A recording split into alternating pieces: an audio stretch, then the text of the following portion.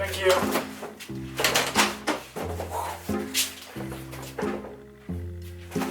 There wasn't actually anyone there.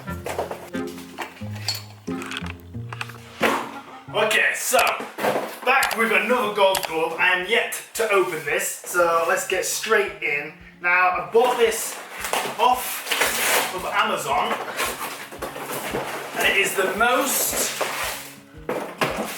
sold golf club, not including golf sets, it's the most sold golf club on Amazon. Oh wow, that is actually pretty beautiful.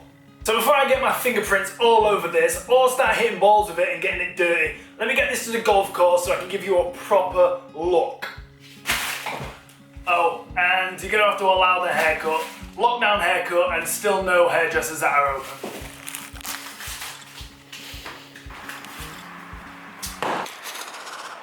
Okay, so first off, let's get that label off, because made from China does not strike me with confidence.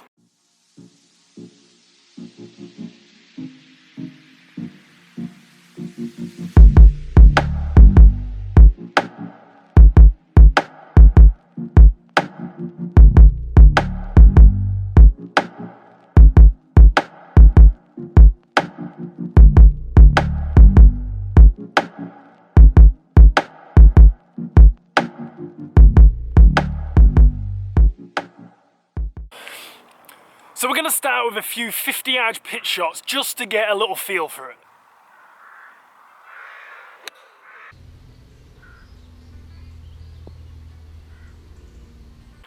So first thoughts on feel, I was very skeptical at first. It felt very clunky, but the more I got to find the sweet spot, the nicer it started to feel.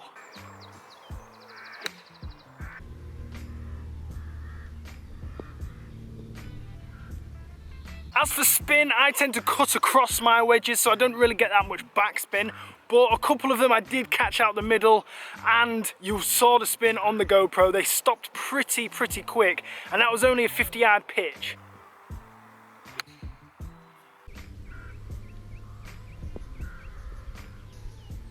Now, one thing I would say, which kind of sounds very silly me saying it, is it's very head heavy. Now obviously all the weight is in the head. What I mean is it generally feels like when I'm swinging, it's like a very light bamboo stick with a massive weight on the end, which some people like. I kind of like a bit of balance throughout the club. So this is what the club looks like at address. Fairly slim looking, quite pleasing to the eye, but you got to remember you are paying a lot less than you would be for a nice looking Vokey.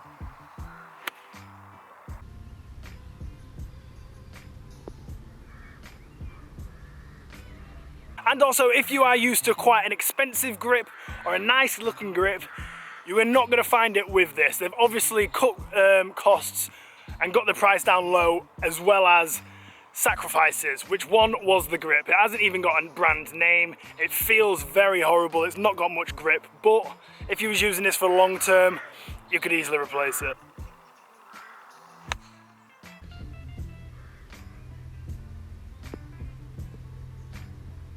Overall, pretty impressed with how close I got those. Okay, now I've found the sweet spot with this thing. Let's go for a full swing. Now I'm 100 yards away, and that's usually about a 3/4, because even a full swing isn't really a full swing with a wedge.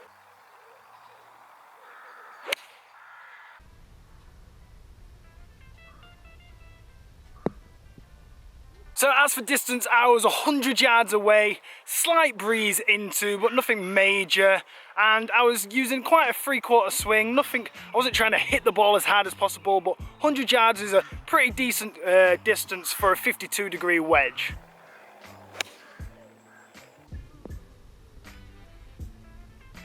As for feel with the full swing, obviously the longer the swing, the harder you're going to be hitting it, the different the sound is going to be. And because it's not your grade A, top of the line steel, like it's not forged, so it does sound a bit more clunky the longer the swing, but nothing major, didn't put me off. Every time I did catch it out the middle, it was a little bit better, but overall the feel is quite nice.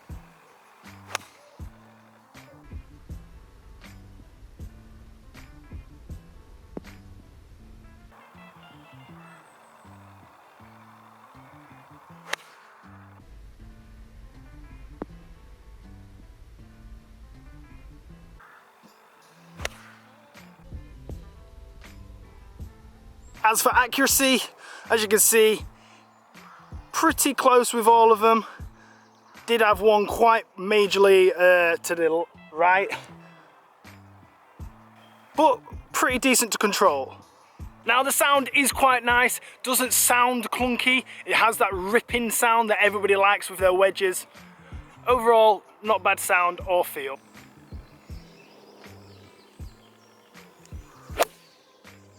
Now for any consolation, I am using a Srixon Z-Star. You can't really see it because I've got a line over it, but that's quite a soft ball. I've got the Z-Star XV, so think of it as like a Pro V1X, that sort of ball. And the spin I was getting was pretty decent. Slight bit of backspin there, about a yard of backspin there, backspin there. That one seems to have jumped forward, but that could have jumped forward and then spun, so we don't really know. Maybe that was on the GoPro. And a fair decent bit of backspin there. Obviously no backspin there or there. Now for our last test, what we're gonna do is same yardage, but in the rough. See if the distance is the same and is the spin the same, because that's most important. Get that nice and down there in the rough.